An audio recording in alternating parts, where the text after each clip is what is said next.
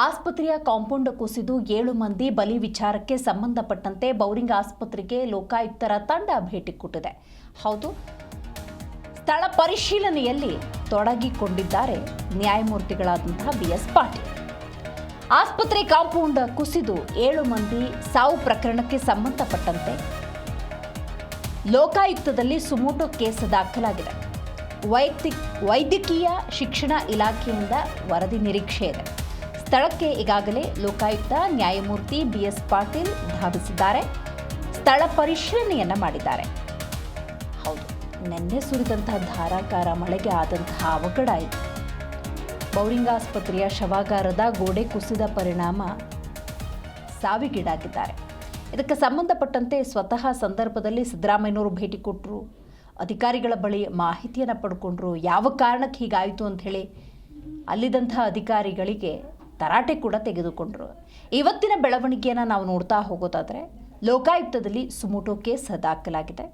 ಸ್ಥಳಕ್ಕೆ ಈಗಾಗಲೇ ಲೋಕಾಯುಕ್ತ ನ್ಯಾಯಮೂರ್ತಿಗಳಾಗಿರುವಂತಹ BS ಪಾಟೀಲ್ ಅವರು ಭೇಟಿ ಕೊಟ್ಟಿದ್ದಾರೆ.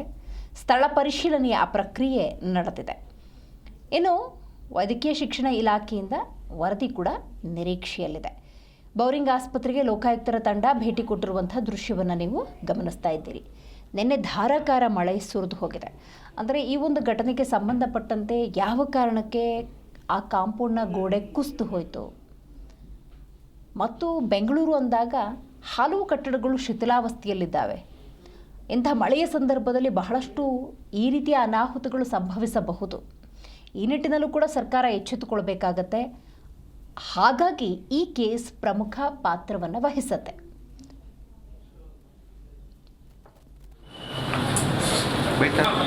ಏಳು ಜನ ಇಂಜುರೀಸ್ ಆದವರಿದ್ದಾರೆ. ಅಡ್ಮಿಷನ್ ಎಲ್ಲ ICUನಲ್ಲಿದ್ದಾರೆ, ಇದರಲ್ಲಿ ಅಡ್ಮಿಟ್ ಮಾಡಿದ್ದಾರೆ.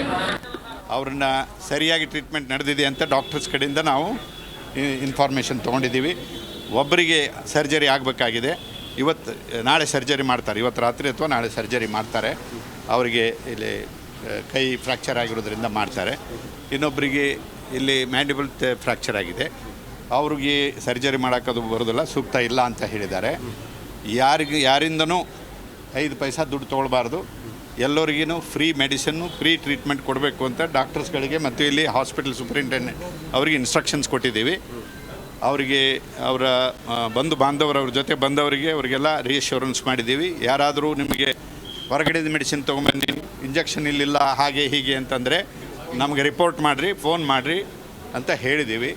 ಸೊ ಆ ಥರ ಸೂಕ್ತ ಆ್ಯಕ್ಷನನ್ನು ನಾವು ಈ ಕೇಸನ್ನು ರಿಜಿಸ್ಟರ್ ಮಾಡ್ತೀವಿ ಹೇಗಿದ್ದರು. ಸೊ ಅವ್ರಿಗೇನು ತಕ್ಕಬೇಕಾದಂಥ ಸಲ್ಲಬೇಕಾದಂಥ ಕಾಂಪೆನ್ಸೇಷನ್ ಏನು ಕೊಡ್ಬೋದು, ಕಾನೂನು ಪ್ರಕಾರ ಏನೇನು ಅವರಿಗೆ ಬೆನಿಫಿಟ್ಸ್ ಕೊಡಿಸ್ಬೋದು ಅನ್ನೋದನ್ನು ಕೂಡ ನಾವು ಎಕ್ಸಾಮಿನ್ ಮಾಡಿ we will take all necessary action. Hospital ಅಥಾರಿಟೀಸನ್ನು ಪಾರ್ಟಿ ಮಾಡ್ತೀವಿ, BBMP ಪಾರ್ಟಿ ಮಾಡ್ತೀವಿ, ಗೌರ್ಮೆಂಟ್ ಪಾರ್ಟಿ ಮಾಡ್ತೀವಿ, ಚೀಫ್ ಸೆಕ್ರೆಟರಿ ಪಾರ್ಟಿ ಮಾಡ್ತೀವಿ. ಮಾಡಿ ಎಲ್ಲ ಆ್ಯಕ್ಷನ್ಗಳನ್ನು ತೊಗೊಳ್ತೀವಿ. ಈಗ ಏನು ಮಾಡಬೇಕು, ದುರ್ದೈವದಿಂದ ಕೆಲವು ಜೀವಗಳನ್ನು ನಾವು ಉಳಿಸ್ಲಿಕ್ಕಾಗಿಲ್ಲ. ಇವರು 7 ಜನ ಏನು, ಅದರಲ್ಲಿ ಒಬ್ಬರು ಅರೆಸ್ಟೇ ಆಗಿತ್ತು. ಅವರು ಬ್ರೆತ್ಲೆಸ್ನೆಸ್ ಆಗಿತ್ತು. ಸ್ವಲ್ಪ ಡಿಲೇ ಆಗಿದ್ದರೂ ಅವರು ಉಳಿತಿರಲಿಲ್ಲ. But doctors have made their efforts. ಅವರನ್ನು ರಿಸರೆಕ್ಟ್ ಮಾಡಿ ಈಗ ಅವ್ರು ಮಾತಾಡ್ಸ್ಕೊಂಡು ಬಂದೀವಿ. Fortunately he is talking, he is in a good condition, stable. ಅದೇ ರೀತಿ ನಾವು ಮೊದಲು ಹೇಳಿದಂಗೆ ಇದಾದಂಥ ಇನ್ಸಿಡೆಂಟಿಗೆ ಕೂಲಂಕುಷವಾಗಿ ವಿಚಾರಣೆ ಮಾಡ್ತೀವಿ. ಬರೀ ಇದು ಒಂದೇ ಇನ್ಸಿಡೆಂಟ್ ಅಲ್ಲ, ಇಂಥ ಇನ್ಸಿಡೆಂಟು ಮುಂದೆನೂ ಆಗ್ಬೋದು, ಹಿಂದೂ ಆಗಿದ್ದಾವೆ. ಆದರೆ ಯಾರೂ ಎಚ್ಚೆತ್ಕೊಂಡಿಲ್ಲ. ಆ ಯಾವ್ಯಾವ ಡಿಪಾರ್ಟ್ಮೆಂಟದ್ದು ಬಿಲ್ಡಿಂಗ್ ಅದು ಇರ್ತದೋ ಅವ್ರ ಮೇಲೂ ರೆಸ್ಪಾನ್ಸಿಬಿಲಿಟಿ ಫಿಕ್ಸ್ ಮಾಡ್ತೀವಿ. ಈ ಥರ ಜನರು ಪಬ್ಲಿಕ್ ಬಂದು ಅಲ್ಲಿ ಕೂತ್ಕೊಳ್ಳೋದು, ವ್ಯವಹಾರ ಮಾಡೋದು, ಟ್ರೇಡ್ ಮಾಡೋದು, ಅದು ಮಾಡುವಂಥ ಬಿಲ್ಡಿಂಗ್ ಇದ್ದರೆ ಅದು ಅನ್ಸೇಫ್ ಇದೆಯಾ, ಸೇಫ್ ಇದೆಯಾ ಅಂತ ಮೊದಲು ನೋಡ್ಕೋಬೇಕು. ಆ ಟ್ರೇಡ್ ಲೈಸೆನ್ಸ್ ಇಶ್ಯೂ ಮಾಡೋರಿಗಾಗಲಿ ಅಥವಾ BBMP ಅವರು ಇಲ್ಲಿ ಇನ್ಸ್ಪೆಕ್ಷನ್ ಮಾಡ್ಕೊತ ಓಡಾಡ್ತಾರಲ್ಲ, ಅವ್ರ ಜವಾಬ್ದಾರಿ ಅದು. ಅವ್ರು ಮಾಡಿಲ್ಲ ಅಂದರೆ ಅದು ಅಕ್ಷಮ್ಯ, ಅದು ನೆಗ್ಲಿಜೆನ್ಸ್ ಅದು. ಸೊ ಅದಕ್ಕಾಗಿ ನಾವು ಕೇಸ್ ರಿಜಿಸ್ಟರ್ ಮಾಡಿ ಅವ್ರ ಮೇಲೆ ಏನು ಆ್ಯಕ್ಷನ್ ತೊಗೊಳ್ತೀವಿ. 7 ಜನ ಇಂಜುರೀಸ್ ಆದವರಿದ್ದಾರೆ. ಅಡ್ಮಿಷನ್ ಎಲ್ಲ ICUನಲ್ಲಿದ್ದಾರೆ, ಇದರಲ್ಲಿ ಅಡ್ಮಿಟ್ ಮಾಡಿದ್ದಾರೆ. ಅವ್ರನ್ನ ಸರಿಯಾಗಿ ಟ್ರೀಟ್ಮೆಂಟ್ ನಡೆದಿದೆ ಅಂತ ಡಾಕ್ಟರ್ಸ್ ಕಡೆಯಿಂದ ನಾವು ಇನ್ಫಾರ್ಮೇಷನ್ ತೊಗೊಂಡಿದ್ದೀವಿ.